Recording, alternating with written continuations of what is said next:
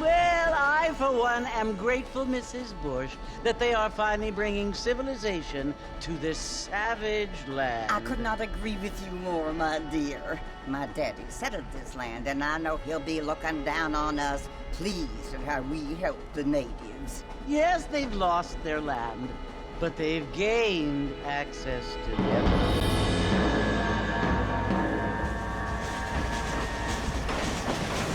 But Father, do you mean unless an innocent receives communion, they're destined to go to hell? It hardly seems fair.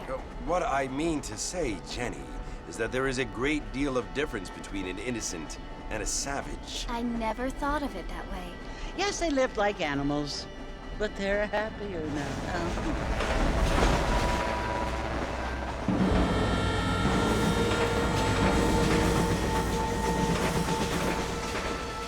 Not only do people now have motor cars, Father, but I heard that pretty soon we will be able to fly. No, only angels can fly, Jenny. No, apparently people can fly. Didn't you hear? Out in Kansas, a man even got a car to fly. I hardly think so, Jenny.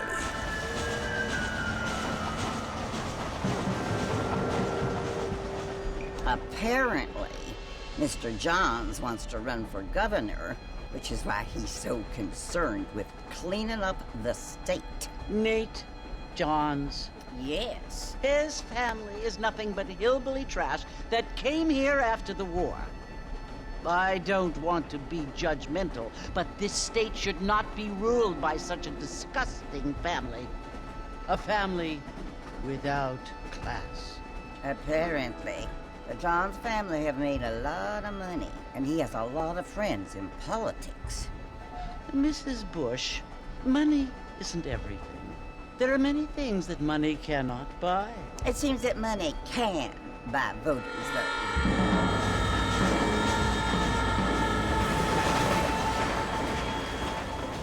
What you must remember, my dear, is that we have been brought here to spread the word. And the word and civilization, they are the same thing. They are the gifts. It is the opportunity we have, the chance to live among people who are decent and who do not kill each other. And who let you worship in peace? It's so confusing, Father. Sometimes I find it impossible to make the distinction between a loving act and a hateful one. I mean, they often seem to be the same thing. Yes, Jenny, it is confusing. But you only have to ask me if you need help. Indeed. Well, here we are, Mrs. Bush. Armadillo.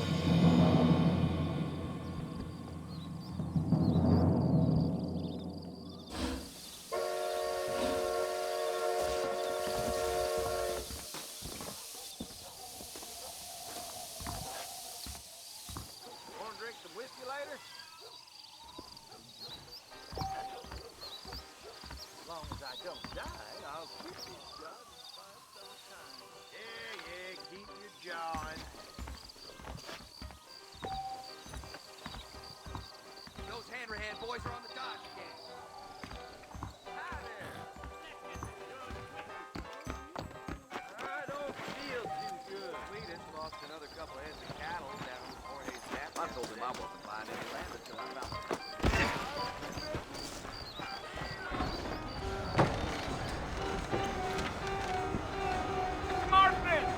Mr. Marston, over here!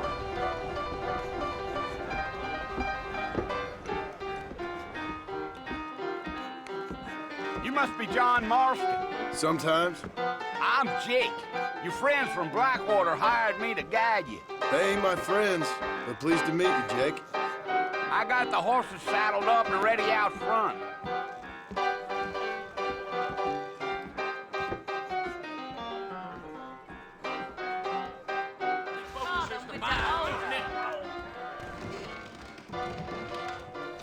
Much obliged.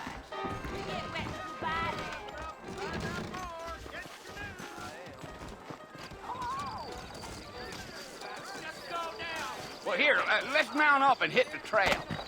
Yeah. Really? Take it slow on the way out of town. No need to kick up a lot of dust.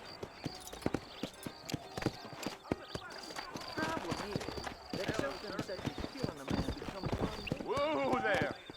Sure. Really now. Yeah.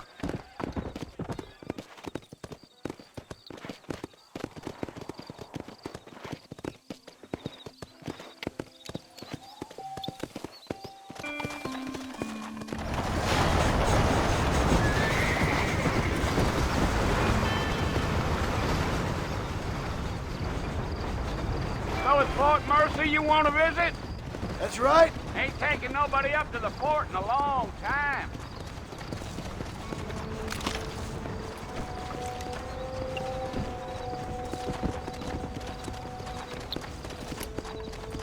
Are you planning on spending any time in Armadillo, Mr. Marston?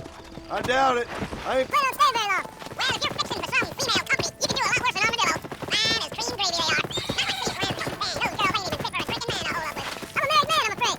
Ain't we all?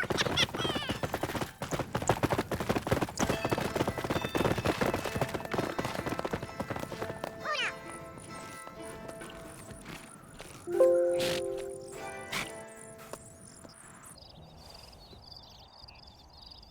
no.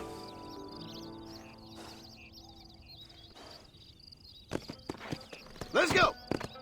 A fella told me he was out in Blackwater a few months back and saw one of them newfangled carriages without horses. Is that so? And you wind 'em up like a clock. Damnedest thing ye ever saw without the aid of liquor, he told me. Times are changing fast. That's for sure.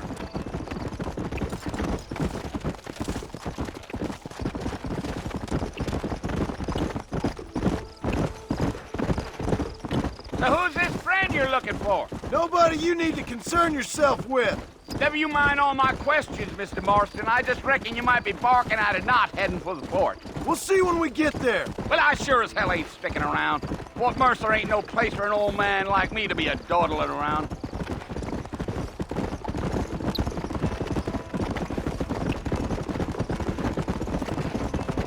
Giddy up.